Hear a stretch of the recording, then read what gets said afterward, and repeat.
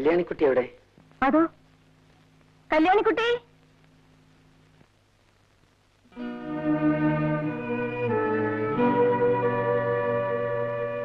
കുഞ്ഞെവിടെ? ഉറങ്ങാണ്. കൃഷിയൊക്കെ എങ്ങനെയുണ്ട്? തരക്കേടില്ല.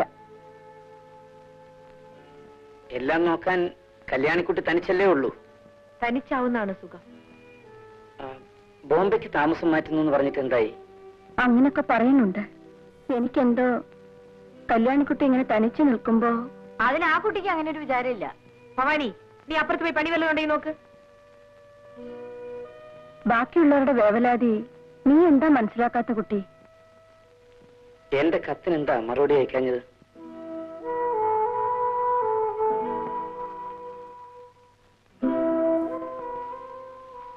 ഞാൻ തെളിച്ചു പറയാം.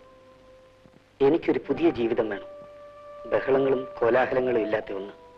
അതിന് കല്യാണിക്കുട്ടി എന്നെ സഹായിക്കണം. എന്താ ഒന്നും മിണ്ടാത്തത്? എനിക്കറിയാം, ചോദിക്കാൻ അർഹതയില്ലെങ്കിലും ഞാൻ ചോദിക്കുകയാണ്. എന്റെ ജീവിതത്തിൽ ഞാൻ ചെയ്തു പോയ തെറ്റുകൾക്കെല്ലാം ഞാൻ മാത്രം ഉത്തരവാദിയല്ല. ഞാൻ വളർന്ന സാഹചര്യം, എന്നെ വളർത്തിയവർ, അങ്ങനെ പലതും. ഇതെപ്പറ്റിയെല്ലാം കല്യാണിക്കുട്ടി സാവകാശമായിട്ട് ആലോചിക്കും. ഒരു പുതിയ ജീവിതത്തിലേക്ക് തിരിച്ചു വരാൻ എന്നെ സഹായിക്കാൻ കഴിയുമോ?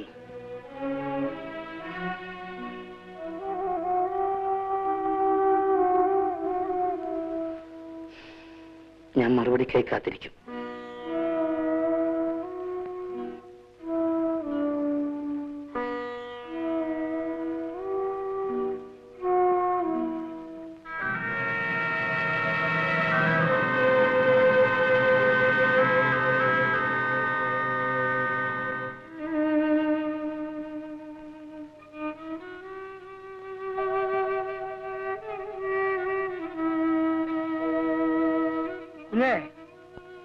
ഇതാണ് ഞാൻ പറഞ്ഞ പെൺകുട്ടി. കുഞ്ഞിന്റെ ഒരു വാക്കേ വേണ്ടൂ. അടുത്ത മാസം വിവാഹമാണ്. എന്റെ കാര്യങ്ങൾ ഇനി അങ്ങോട്ട് ഞാൻ തന്നെ തീരുമാനിക്കുന്നതല്ലേ അതിന്റെ ഭംഗി. അഡ്വൈസ് വേണ്ടപ്പോ ചോദിച്ചോളാം.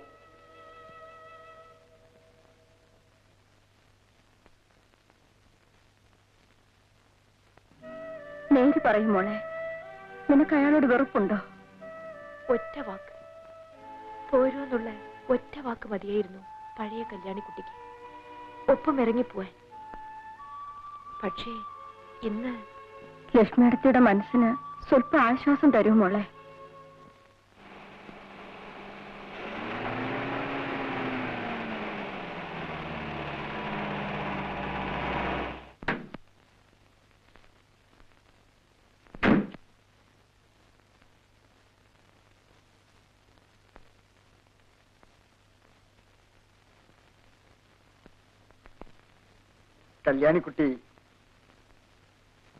കല്യാണിക്കുട്ടി സമ്മതിച്ചു.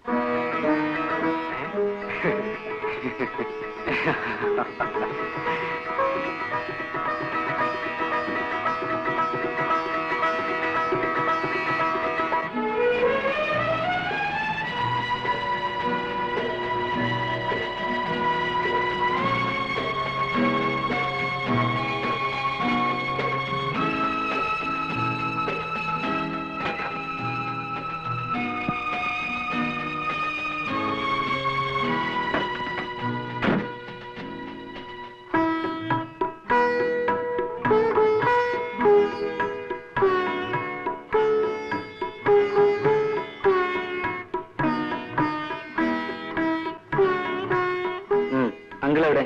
മുറിയിലുണ്ട്. കാണണ്ടേ? വേണ്ട, പിന്നെ കാണാം.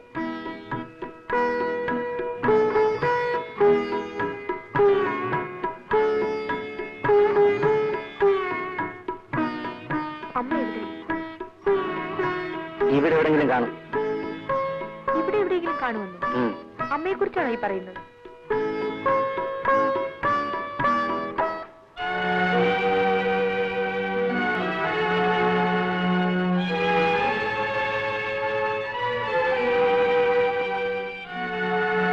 അമ്മേ,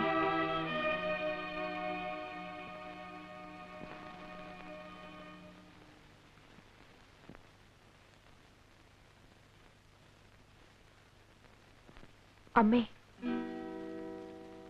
എനിക്ക് അമ്മയെന്ന് വിളിക്കാൻ അമ്മ മാത്രമേ ഉള്ളൂ. അമ്മ എന്നെ അനുഗ്രഹിക്കൂ. മോളെ, എന്നെ അമ്മയെന്ന് വിളിക്കാൻ എനിക്കൊരാളുണ്ടായി മോളെ. എനിക്കാരുമില്ല, എന്റേതെന്ന് പറയാൻ എനിക്കാരുമില്ല മോളെ. എന്റെ മോൻ പോലും.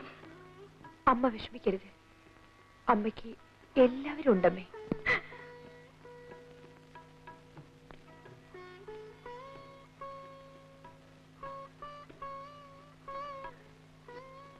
എന്റെ മോള് ഞാനൊരു കാര്യം ചോദിച്ചാൽ മോൾ എനിക്ക് തരൂ? ഞാനോ? ഞാനെന്താ അമ്മയ്ക്ക് തരേണ്ടത്? ഈ മോനെ മോൾ എനിക്ക് തരണം. എന്റെ മോനെ ഞാൻ നിനക്ക് തന്നില്ലേ, ഈ മോനെ നീ എനിക്ക് തരൂ മോളെ. തരില്ലേ? അമ്മ എടുത്തോളമ്മേ.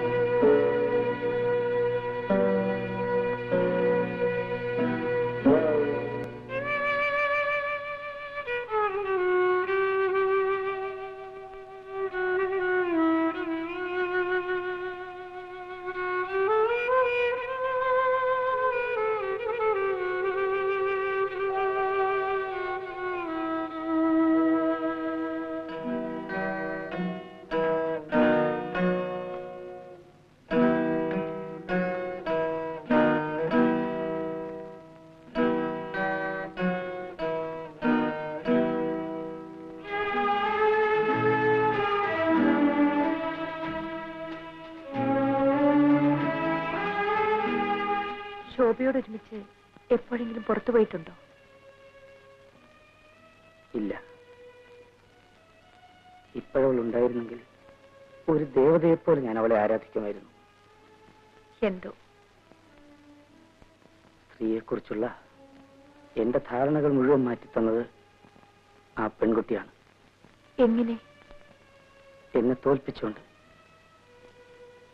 ശോഭ എഴുതി വെച്ച ആ കത്തിലൂടെയാണ് ഞാൻ ആദ്യമായി തോൽവി അറിഞ്ഞത്. തോൽക്കരുത്.